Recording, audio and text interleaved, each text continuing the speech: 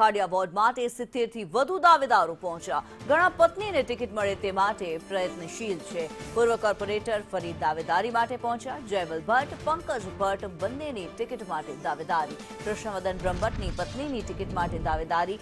ગીતાબેન પરમાર, નિકીબેન મોદીએ બાયોડેટા આપ્યો.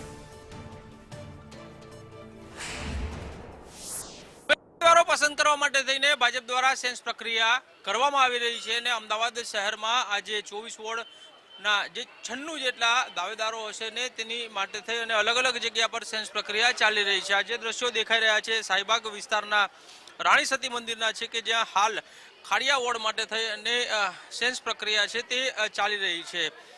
લગભગ 70 થી 80 લોકો જે છે તે અત્યારે અહીં સેન્સ પ્રક્રિયામાં હિસ્સો લેવા માટે થઈને પહોંચ્યા છે.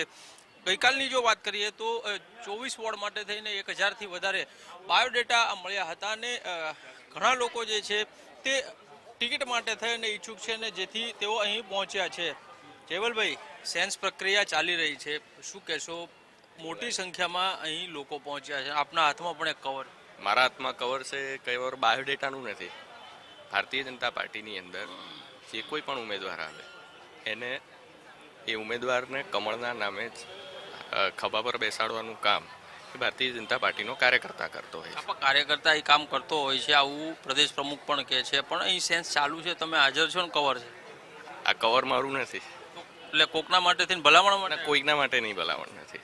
દાવેદારી માટે થઈને પહોંચ્યા છે, પરંતુ પાર્ટી લાઈન હોવાના કારણે ખુલીને કંઈ પણ કહેવા ઇનકાર કરી રહ્યા છે. કેમેરામેન ધર્મેન્દ્રસિંહ સાથે કશ્યપ જોશી, સંદેશ ન્યૂઝ, અમદાવાદ.